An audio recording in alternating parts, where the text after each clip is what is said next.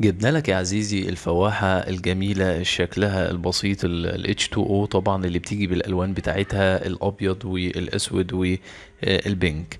خلينا نشوف كده. ده طبعا دليل المستخدم اللي بيجي معاها.